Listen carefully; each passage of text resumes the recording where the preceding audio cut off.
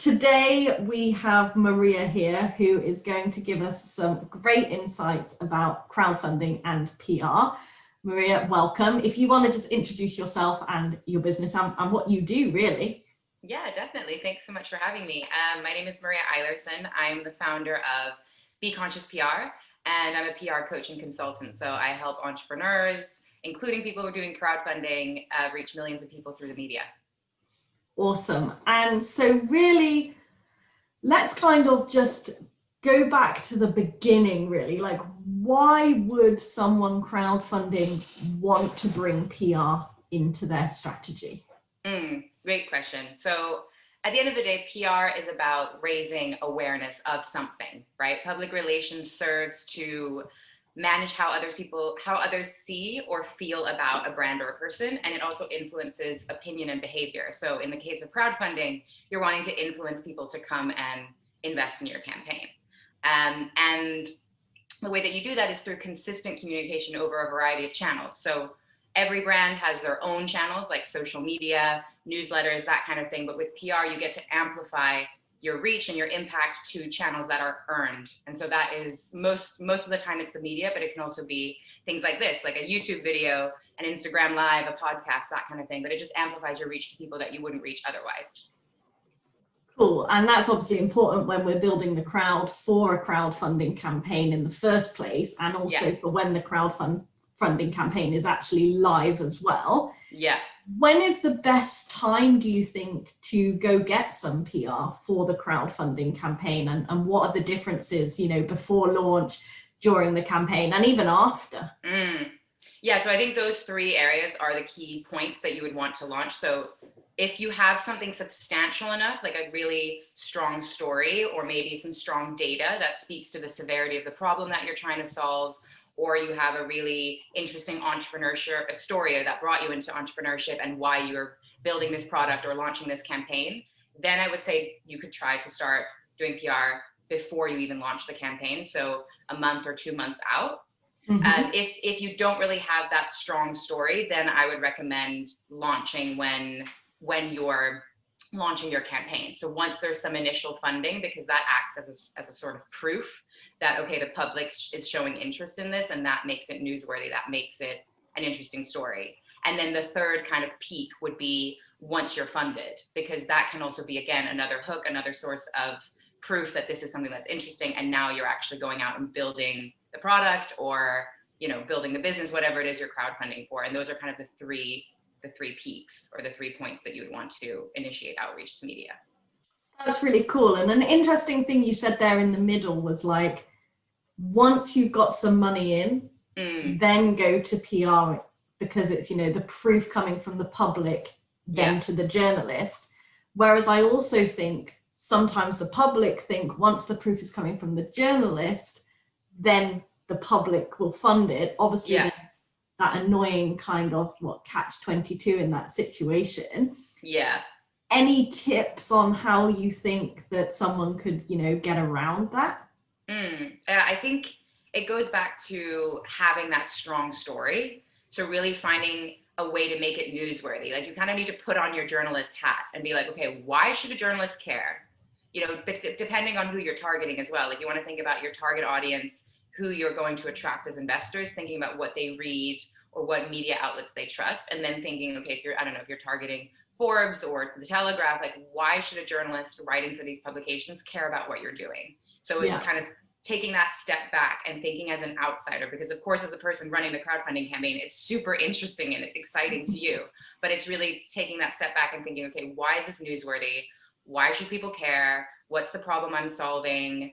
Why is it relevant right now? So a lot of the time, the trickiest part of PR is finding a way to make it newsworthy right now, or giving the journalist a sense of urgency, because a lot of the time you're maybe solving a problem that's kind of always an issue. Like, mental health is something you can talk about any time of year. So why right now should we talk about it? Is there something happening in the news that you can tie it to? Is there a new data point that you can tie it to, like a new study that came out that really showcases the severity of the problem that you're trying to solve? Something like that. And then also setting yourself apart. Like, why are you an expert? What's the unique point of view that you can offer and the value that you can share? Because ultimately you want to use the PR to educate your audience on why they should come and invest. So for example, Resurgio, which is one of your clients, Jess, as well, she was building an app to support the mental health of female entrepreneurs. And she'd done a lot of research into how it impacts female-run businesses. And that was the story that we went with when I was doing PR for her. It was really painting the picture of how big of an issue this is and how much money the global economy is losing out on by not supporting female entrepreneurs. And that was newsworthy. Even though the app didn't exist, that was the story. It was the bigger story around it. And that's really the biggest piece of advice I can give to someone doing a crowdfunding campaign is, okay, how do you make the story bigger than the campaign? Like, what is the problem that you're solving? Yeah, that's a really good example there. Obviously putting you on the spot a little bit here, can you give maybe one or two story angles which you think just really wouldn't have worked for a campaign like that? So obviously, as you said, she's building an app. It's not built yet. It's for female mental health in the entrepreneurial world. You went down the angle of, making that such a wide problem with a huge economic cost, which, let's be honest, like, most people in the world care about economy more than our mental health. So that's obviously why you went down that one. What kind of like one or two story angles could you have chosen that would have just like absolute bombed? It's interesting because I normally don't think that way. I'm always thinking of what's going to work. So I'm like, I'm going to try to think of something. I mean, I guess it would probably have been like staying really close in, not zooming out, looking at like, hey, I'm a Canadian founder and I'm building an app. Like, Canadian founder launches crowdfunding campaign. That's not a story because there are people launching crowdfunding campaigns all the time. The fact that you're launching a crowdfunding campaign in and of itself is not newsworthy because it's happening all the time. So that would be an example. And I'm trying to think of something else. I don't really think I can think of anything else. Would it have like tanked if you'd focused on kind of an area of the app, and obviously the app isn't built yet? Would that have been a harder sell? Yeah, like if we were to start talking about like technical features and things like that, that probably wouldn't work well unless she had a prototype. So that's the way that you can get around it. Like if you're building like a product, like another company that I've been in conversations with, they're producing a vibrator, an app controlled vibrator. And so even though the production hasn't finished, they have a prototype, because when you're developing a product like that, you have to start with a prototype before you do it en masse, right? Yeah. So in their case, they have a prototype that they can actually speak to, and they can share that, they can send it out to journalists. And so in that case, they would be able to start doing PR for the actual product before it's mass produced. So that's something that you do. If you're building a product, you have a prototype, then you can speak to it. But yeah, if it didn't exist, it would be really difficult to talk about it, because as I'm sure many people know, if you've tried to build a product, there's so many issues that can come up as you're building it. You'll be like, oh yeah, it's going to work this way. And then once you actually build it, your developer is like, no, like that's not possible. And so you don't want to start creating this confusing narrative around your product and what it is and how it works before it even exists, because that's going to just be more work for you when you do PR once the product has launched, because you're going to be correcting all this misinformation. So don't create more work for yourself. Yeah, let's keep it as easy as possible for people crowdfunding and setting up businesses. Yeah. That's great. And then on top of that, how kind of varied do the stories need to be when you go to kind of international, national, niche audiences for the press? I think at the end of the day, it comes down to who you're pitching. So it's really doing your research on the journalists that you think would be interested in your story, and then finding ways to maybe adapt it to that journalist. So for example, Resurgio, we'll keep coming back to Resurgio because it's a really great example. We were pitching both business reporters, looking at that global economy angle of like, look, wow, if the female-run businesses scaled their businesses at the same rates of men, we'd contribute $12 trillion to the global economy. Like, that's interesting for a business journalist. But then we'd also pitch it to feminist journalists and speak to the issue of, the gap and the lack of mental health support, and also to mental health journalists. and actually speak to how we need gender specific support. And that's why we need that app. So those are the kind of 3 storylines we were playing with. I'm sorry if you can hear my dog barking in the background. You've got one too. So yeah. He's just chiming in and saying that, yeah, I'm onto something. So that's always good that he's backing you up. Yeah, exactly. And that's really interesting as well, because when you've gone out to it, you've then gone to kind of 3 like niche areas. You've gone to the different journalists, you've gone with the same story, just with kind of different angles. And again, like you've looked at those journalists and what they're interested in, but also what their audience is interested in. And obviously the audiences are going to be very different across the board. And so it's making sure you're writing to what they want and what they're going to be interested in.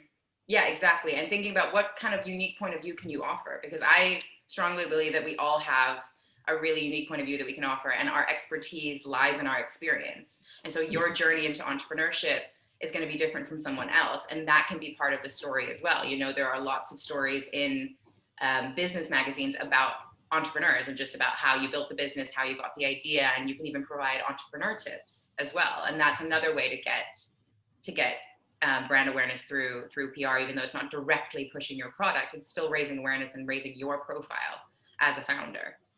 Yeah, and is that an important thing? You say, you know, you've used the words awareness a lot. When we're doing PR, is it really for building the awareness? I mean, when we look at crowdfunding, you've got awareness, engagement, and then backing the campaign, and the people need to go down that journey. Yeah. When we're looking at what PR is bringing us, is it more that kind of top level awareness, and then we want to still take the readers on that journey, rather than just looking at it that they're like, oh, I read this article in Forbes and now I'm going to immediately back the campaign. Yeah, it's definitely that awareness piece at the top of the funnel, because, you know, if you don't have anything underneath the funnel telling people like some action for them to take, then, you know, they're kind of lost. But also most of the time, as I'm sure you can kind of connect to, or it resonates from a personal level, like if you're going to make an investment in something, it's usually not just, oh, I've seen it once and then I'm going to immediately invest or buy the thing. It's usually multiple contact points. So that's why PR works really well, because it's always on. So you're staying visible all the time. And then maybe this person who's in your target audience is seeing you in multiple places, and you're like, wow, this person is doing some cool things. They know what they're talking about. Their message really resonates with me. Okay, I'm going to go and back their campaign. I'm going to go check it out. Yeah, that definitely sounds like a good plan. And when you're doing PR for these campaigns, how closely are you working it in with the kind of social media strategies, email strategies, or is it more separate? So I would always recommend, like at the starting point, really thinking about key messages across all of your marketing, because you want it to be consistent. And then the way that you differentiate it is obviously when you're talking to the media, it's like, okay, so these are our key messages. These are our unique selling points. What sets us apart from competitors? What makes us different? Why we're the best at doing what we're doing. Then thinking about it from a media point of view, okay, how can I make the media care about these messages? But really having 3 to 5 key messages that both social media, your newsletter, and your PR are hitting. That is the best approach. That's cool. And then another question just about the PR as well.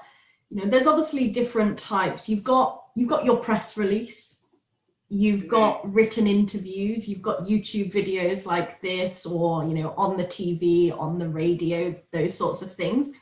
You know, which do you think really kind of work the best in order to bring that awareness, or, you know, to get the message across? Do you think there's one type or a couple of types that you think, you know, really try and aim for?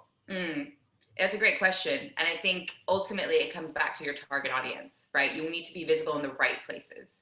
So if your target audience doesn't consume YouTube, then don't waste your time getting on YouTube interviews. Whereas if you have a younger audience, then, you know, YouTube, Instagram Lives is probably a really good idea for your PR campaign. But if it's an older age group, then probably more newspapers and more traditional sources of media like the radio and TV is going to be the best approach. But ultimately, TV and broadcast are the ones that have the biggest reach, so they usually are very effective. But again, only if that's what your target audience is watching or reading or listening to.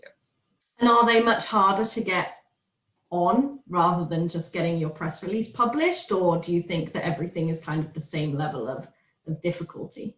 I think the way that you approach any one of these sources is going to be the same. You know, you want to do your research on the journalist, think about how you can personalize the pitch to them, what will make it interesting to them, thinking about the publication or the TV show, whatever it is. I think in some cases, if you're going really niche, for niche YouTube channel or a niche podcast or a niche Instagram, there might be less competition. And in that case, the person who runs that program or that runs the podcast might be more willing and more responsive. So there just might be a bit less competition, but the way you'd approach it would be exactly the same. So I always tell my clients to aim high, because you never know what's going to happen. And the only difference between you and someone who's in Forbes is that they tried. They actually proactively went after it, you know, and not being turned off or discouraged if it doesn't happen in the first case. Because PR is kind of a lot like cold calling. You're going to get a lot of rejections, or really just like a lot of silence of people just not responding to you. But all it takes is just that one journalist to say yes, and then you can get a great big story that can really amplify your reach. Do you have any kind of, I'm going to say, like, example or success story off the top of your head where you had a client, you know, just try go big and won and got that big win that just made you have that like nice warm fuzzy feeling on the inside? Yeah. Oh my God, the feeling of landing press, it just never gets old. Even if it's not for me, like it's for my clients. Whoa, like I got so excited. Yeah, like it's such a great feeling. Well, I mean, Researcher was one example. We were chasing Forbes. I was actually in conversations with one journalist, and she'd expressed interest, but I was like, you know, politely following up, like treading that line between like being persistent but not being too annoying, and, you know, never heard back from her. And then there was another journalist that I was talking to, a freelancer who wrote for multiple publications. Forbes was one of them, and I had never heard back from her. I chased her twice. I never heard back from her. And then I just was like, I'm going to chase one more time. I always do it 3 times, you know. And literally she responded right away and was like, thank you so much for following up. I'm so glad you persisted, because this is so interesting. I'm going to write it right now. And before I even had a chance to respond, because I saw the email maybe an hour later, the piece was already live. Wow. Yeah. And it just goes to show that, like, if you really trust your instinct that, no, this journalist is going to like this story, it really is worth chasing, because yeah, you know, a Forbes piece is definitely worth that little bit of effort. And then another example is another client I was working with, is a yoga studio. And we were working together right before COVID hit, and actually had a CNBC opportunity lined up to talk about why yoga is so popular in the West. But then COVID hit, and the reporter was, you know, obviously had to completely change her focus because the news agenda completely changed, and that happens all the time in PR. So you can have a story lined up and then it just gets dropped because the world changes. And in that case, we were still able to continue working with her, because she was changing her focus to how the fitness and the wellness industry were adapting now that they couldn't be in-person classes or in-person sessions. And the founder and one of the yoga teachers still went on air and talked about how they had adapted their business model. So it was a very different story. It was not talking about how amazing yoga is and how popular it is, but it was looking at it from a business angle. But they still got that exposure, and they were able to maintain their core student base as a result, because it was out there that they were still running online classes, even though you couldn't be meeting in person. That's really good. And I feel like you have given so many tips to people watching this video just from what you're saying, like, you know, how many times to follow up, and you know, the different angles to go down, and knowing your target audience. You know, are there any other kind of quick tips that you would just give someone, or advice that you would give someone thinking to do PR for their crowdfunding campaign? Yeah, definitely. I think it's like going back, I can kind of recap the things that I've said, I guess. So the first one is getting clear on your objective. But in the case of crowdfunding PR, it's a very obvious objective. You want to raise your crowd and get them to fund your campaign. Then it's getting clear on your target audience. So who are they? What are they reading? What are they consuming? So you can target them with your PR outreach. And then before doing any outreach, getting clear on your messages. So whether that's in collaboration with your social team, or if you're just doing PR in silo, then really focusing on the 3 to 5 key messages that you want to get across, so that when someone is talking to you, you know exactly what you're pushing, what your messages are, and you can be consistent. Yeah. Then it's the personalization of the pitches. So making sure you're researching journalists. So one thing I've found with people who are new to PR is that they think, oh, if I just write a great press release and I just send it out to journalists, then it's going to get coverage. And nowadays in PR, that doesn't work. That's what used to work. You used to be able to just send a press release out. I mean, I think it used to be by like snail mail and faxes and then by news wires. Yeah, now that it's more digital, but it really doesn't work that well. And it goes back to that idea of personalization, right? Like if you're sending it out to just a mass list of journalists and all they get is this press release, they'll be like, why should I care about this story? You haven't bothered to look into what I'm writing about.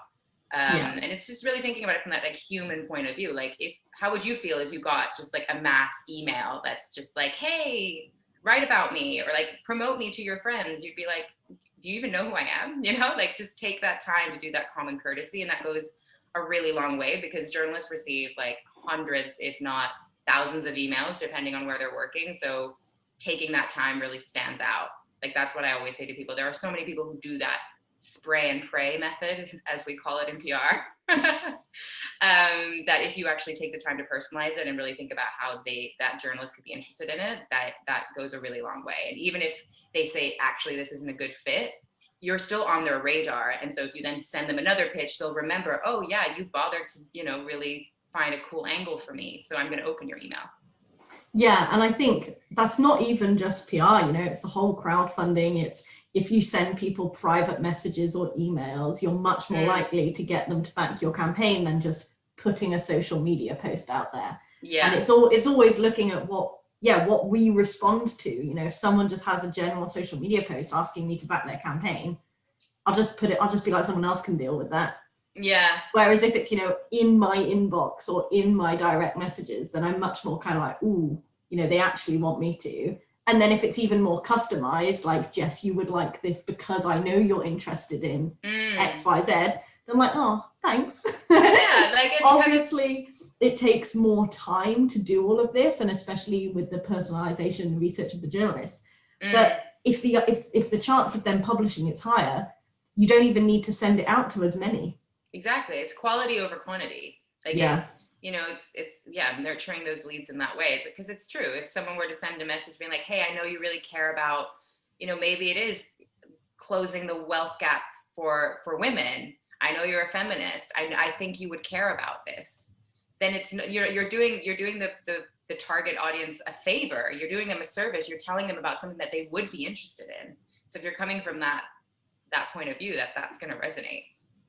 Yeah. Okay. Well, I think those tips are amazing, and obviously you know what you're doing, and obviously the results that you have and the clients that you work with and seeing them in all of the news definitely shows that.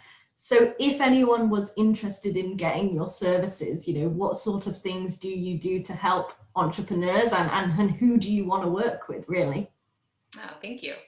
So my main focus is actually coaching people on PR, because I think it's such a cost-effective way, like I mentioned, to reach millions of people. And what so many people don't realize is that it's free, right? It's 100% free to contact journalists. You just need to know where they are, how to find them, and how to pitch them. So that's what I want to empower more entrepreneurs with the skill to do, because I know that, especially if you're pre-crowdfunding, maybe you don't have the budget to invest in a retainer, because that's the thing. When you're working with an agency or a consultant, you work on a retainer basis, and it's usually minimum 6 months.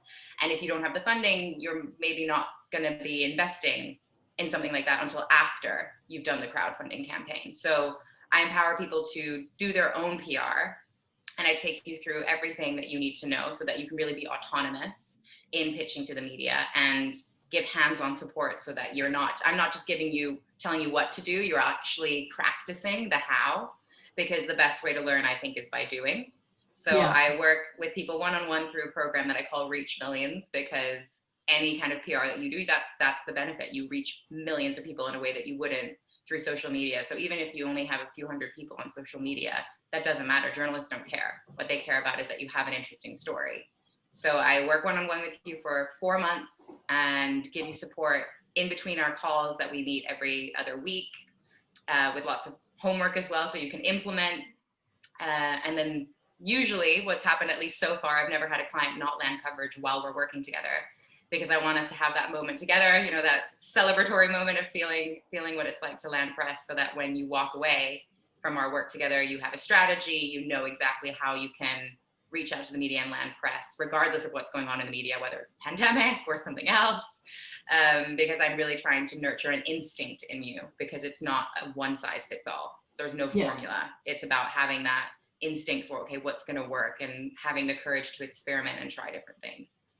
And I bet that feeling when they land their first piece of press is quite similar to the feeling I get when they get their first backer that they don't know. And they call you up and they're like, who is this person?